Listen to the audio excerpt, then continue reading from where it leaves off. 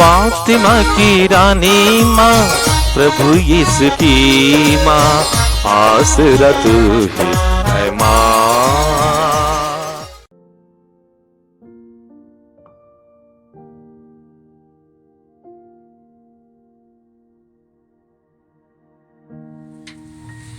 पहला पाठ नबी यिर्मयाह का ग्रंथ, अध्याय 7, पद संख्याएं 23 से 28 तक।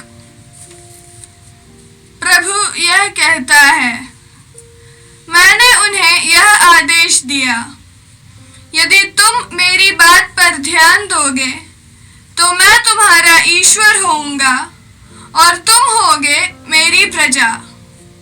यदि तुम मेरे बताए हुए मार्गों पर चलोगे तो तुम्हारा कल्याण होगा। किंतु उन्होंने मेरी बात पर ध्यान नहीं दिया और मेरी आज्ञाओं का पालन नहीं किया। वे अकड़ कर बुराई करते रहे और मेरे पास आने की अपेक्षा मुझसे दूर चले गए। जिस दिन तुम्हारे पूर्वज मिस्र देश से निकले, उस दिन से आज तक मैं अपने सब सेवकों अर्थात नबियों को तुम्हारे पास भेजता रहा, किंतु उन्होंने मेरी बात पर ध्यान नहीं दिया और मेरी आज्ञाओं का पालन नहीं किया। वे अकड़ कर बुराई करते रहे और अपने पूर्वजों से अधिक दुष्ट निकले। तुम उन्हें यह सब बता दोगे, किंतु वे तुम्हारी नहीं सुनेंगे। तुम उन्हें पुकारोगे, किंतु वे उत्तर नहीं देंगे। तुम उनसे यह कहो, यह वह प्रजा है जो अपने प्रभु ईश्वर की बात नहीं सुनती और शिक्षा ग्रहण करने से इनकार करती है। सच्चाई नहीं रही, वह उनके मुख से चली गई है। यह प्रभु की वाणी है। ईश्वर को धन्यवाद।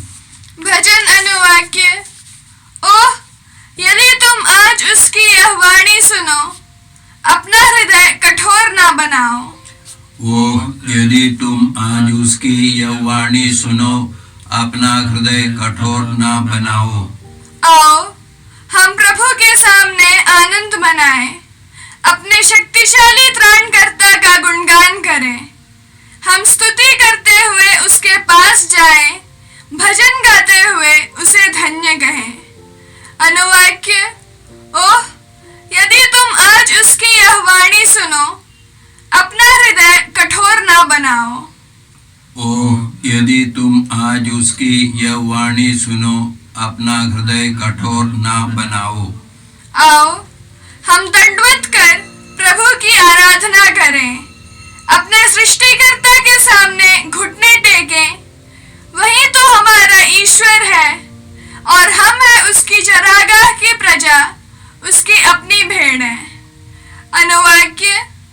ओह, यदि तुम आज उसकी यह वाणी सुनो, अपना हृदय कठोर ना बनाओ। ओह, यदि तुम आज उसकी यह वाणी सुनो, अपना हृदय कठोर ना बनाओ।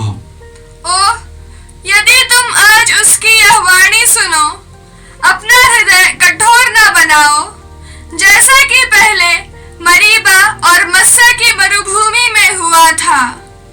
उस दिन तुम्हारे पूर्वजों ने मेरी परीक्षा ली, मेरे कार्यों को देखते हुए भी उन्होंने मुझ में विश्वास नहीं किया।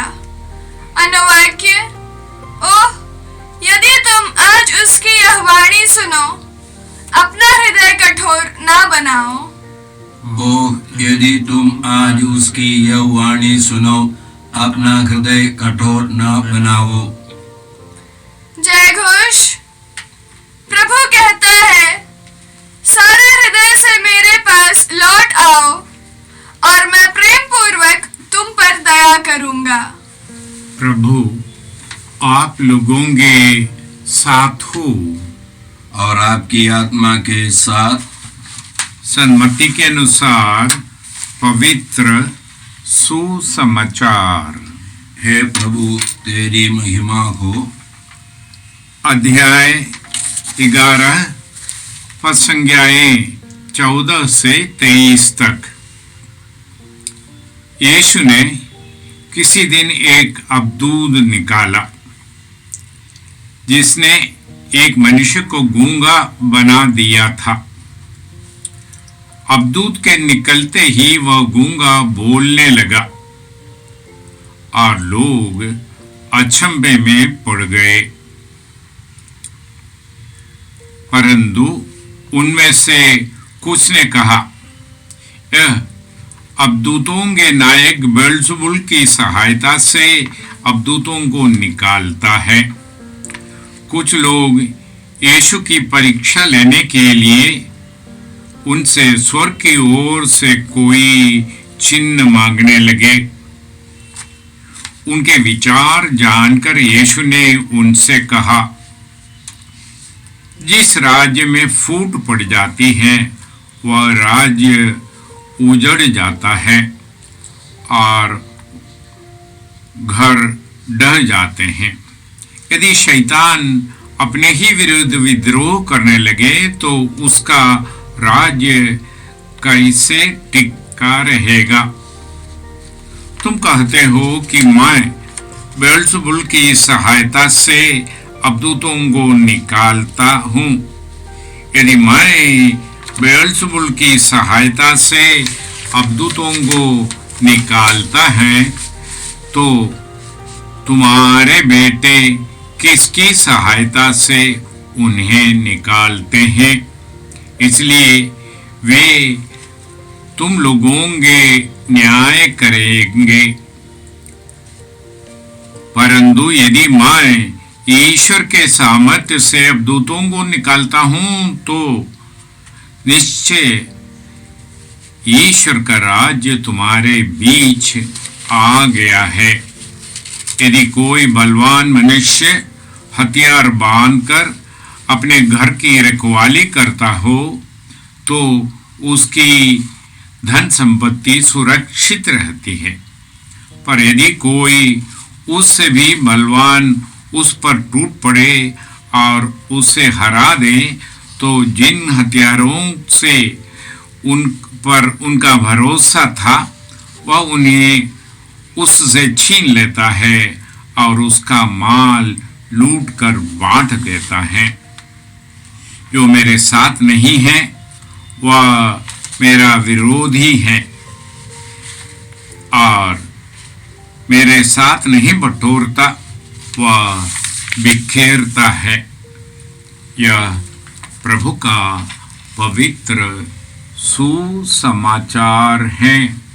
हे क्रिस्त, तेरी स्तुति हो। प्रिय भाई बंधुओं, आज के सुसमाचार की भूमिका यह है कि यीशु एक गूंगे को चंगा करते, वह उससे अबदूत को निकाल देते हैं। अबदूत निकलते ही वह गूंगा अच्छी तरह बोलने लगते हैं और साधारण से लोग एकदम अचंभे में पड़ जाते हैं। वे ईश्वर का सामर्थ्य का दर्शन करते हैं। वे जान जाते हैं कि उनके बीच ईश्वर के विशेष सामर्थ्य प्रकट हो रहा है। परंतु उनमें से कुछ लोग कहने लगे कि यीशु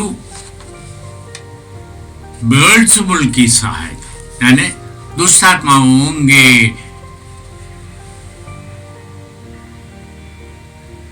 बेट या उनके अधिकारी बेल्ज़ेबुल की सहायता से दुष्ट आत्माओं को निकाल देते हैं।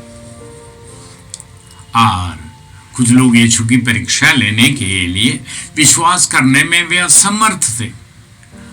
बड़ी बड़ी बातें, चिन्ह, चमत्कार देखने के बावजूद वे यीशु में विश्वास नहीं कर पा रहे थे और इसलिए वे यीशु से स्वर्ग की ओर से कोई चिन्ह मांगने।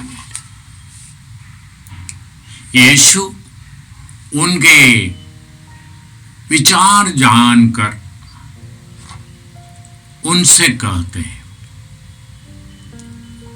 अगर कोई बलवान व्यक्ति हथियार बांध करके अपनी धन संपत्ति की रखवाली करते हैं तो उनकी धन संपत्ति सुरक्षित रहती, परंतु अगर उनसे भी कोई बड़ा, उनसे भी बलवान कोई उन पर टूट पड़े और उसे हराए और उसके हथियार उनसे छीन ले, उसकी संपत्ति लूट कर फिर लोगों में बांटने लगे, तो उनकी संपत्ति, उनका हथियार जिस पर वो भरोसा रखा, वो कौन फायदे की है।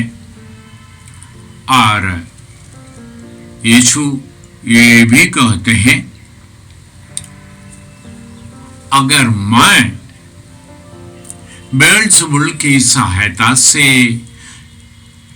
दुष्ट आत्माओं को निकाल देते हैं तो यहूदी जनता से सवाल पूछते, आपके पुत्र किसके सहारे से तब दुष्ट आत्माओं को निकाल देते हैं। और प्रभु पहले से ही आगाह किया है कि नबी की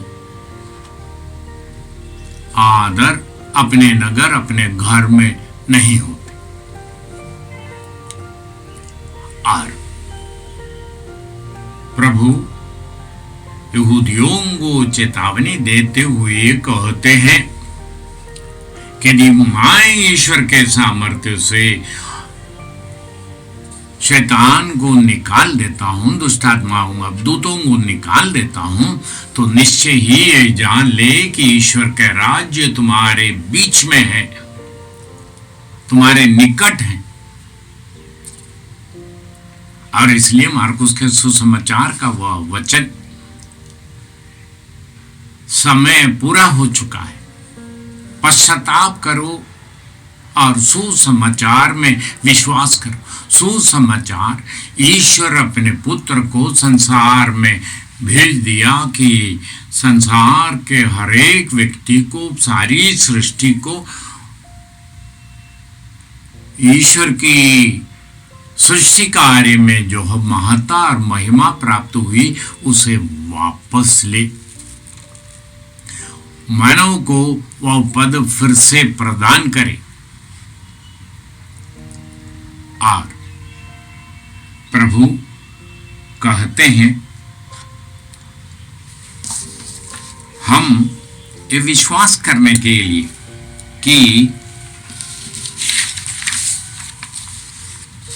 जो मेरे साथ नहीं है वो मेरा विरोधी है, और जो मेरा साथ नहीं बटोरता वे बिखेरता है। तो ईश्वर अपने पुत्र के द्वारा हमें बताते हैं कि उनके साथ कार्य करने के ईश्वरीय महिमा प्रकट कर रहा है, समस्त सृष्टि को नया रूप दे रहा है। यिर्मयाह नबी के द्वारा कुम्हार के चाक पर दर्शन देकर ईश्वर नबी यिर्मयाह से पूछते हैं, क्या तुम मेरे हाथों में इस मिट्टी जैसे नहीं हो? जब तुम्हारा रूप बिगड़ जाता है, जो मैं तुम्हें रूप देना चाहा वह रूप अगर तुम बिगाड़ देते हो, जैसे आदम और हेवा ने की, तो क्या मैं इस कुम्हार के समान तुम्हें अपने पसंद की, मैं जो ठाना, मैं जो चाहा वह रूप क्या मैं तुम्हें प्रदान नहीं कर सकते? कुम्हार वो मिट्टी को सान कर मुलायम करके उसे फिर अपनी इच्छा के अनुसार रूप देते हैं। क्या मैं तुम्हें उस तरह नहीं दे सकते हो? वो सवाल ईश्वर मनुष्य को वो अपने प्रतिरूप बनाने के लिए उसे फिर से सान कर, काट कर मुलायम करके उसे रूप देने के लिए ईश पुत्र आए हैं। पर मानव अपने हठीले स्वभाव को प्रकट करते हुए कहते हैं, ईश पुत्र बेल्ज़ेबुल के द्वारा दुष्ट आत्मा को निकालता है। स्वीकार नहीं करना चाहते, नम्र नहीं बनना चाहते, ईश्वर के वचन को स्वीकार नहीं कर सकना चाहते। ये बात हम अलग अलग रूप से अनुभव करते। फरीसी साउल ईश्वर के पुत्र के अनुयायियों पर अत्याचार किया। उनकी विचार कट्टरपंथी फरीसी विचार के अनुसार नए पंथ को मिटाने में लगी हुई थी। अतः रास्ते पर इस जीवित ईश पुत्र से मुलाकात होने के बाद अननियास उनके सिर पर हाथ रखकर प्रार्थना करने के बाद साउल तारसुस अपने गांव घर वापस जाकर ईश्वर की कृपा को स्वीकार करते हुए पौल बन जाते। इसी प्रकार उनके साथ बटोरने की आप गैर यहूदियों के बीच सुसमाचार का प्रचार करने का बीड़ा उठाकर एक नए सिरे से यीशु के साथ लोगों को यीशु पुत्र की वाणी सुनने, उसका अनुसरण करने, उनके राह पर चलने के लिए प्रेरणा देते।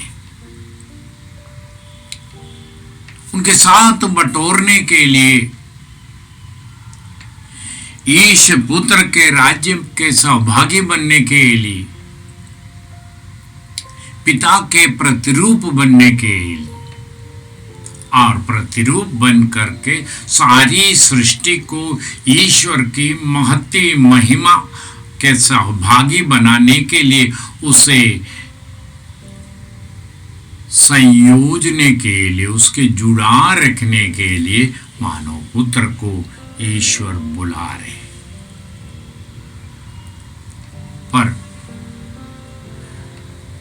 इस बीच में जैसे इफिसियों के नाम संत पौलुस के पत्र में पौलुस लिखते हैं, हमें इस संसार के अधिपतियों निरे मनुष्यों से नहीं लड़ना पड़ता है, परंतु संसार के अधिपतियों दुष्ट आत्माओं से हमें लड़ना पड़ता है। वह इतने चतुर हैं कि हमें धोखा देकर अपने पंजे में, अपने चंगुल में बनाए रखना चाहते। इसलिए हम सर की ओर से कोई चिन्ह मांगने लगते हैं, ईश्वर के उपस्थिति को इनकार करने लगते हैं। प्रिय भाई बहनों, हम बड़े विश्वास के साथ ईश्वर से आग्रह करें, वे अपने लहू से हमें धो दे, वे हमें अभिषेक दे, अपने दूतों को भेजकर हमारी संरक्षा दे, जिससे कि हम ईश्वर के राज्य के महान सेवक बनते हुए उनके साथ बटोरने की कृपा पाए, लोगों को ईश्वर की ओर खींच कर ले आने की कृपा पाए। पिता और पुत्र और पवित्र आत्मा के नाम पर। यीशु क्रिस्त में प्रिय भाई और बहनों, प्रभु यीशु ने हमें आदेश दिया है संसार के कोने कोने में जाकर सारी सृष्टि को सुसमाचार सुनाओ। सुसमाचार सुनने के लिए और सुनाने के लिए एक अच्छा मौका है। आप कृपया इस चैनल का सब्सक्राइब करें, लाइक करें, शेयर करें, बेल आइकन दबाएं ताकि यहाँ की नई वीडियोस की सूचना आपको मिलती रहेगी। साथ साथ आप दूसरों को भी प्रेरणा दें इसका सब्सक्राइब करने के लिए। याद रखें, कल के मिसा के दैनिक पाठ और उस पर टिप्पणियाँ आज ही दोपहर के बाद हम लोग अपलोड करते हैं। कृपया आज ही उसको सुनकर कल की तैयारी करें। प्रभु यीशु आपको और आपके परिवार को 100 गुनी आशीष देंगे। जय यीशु।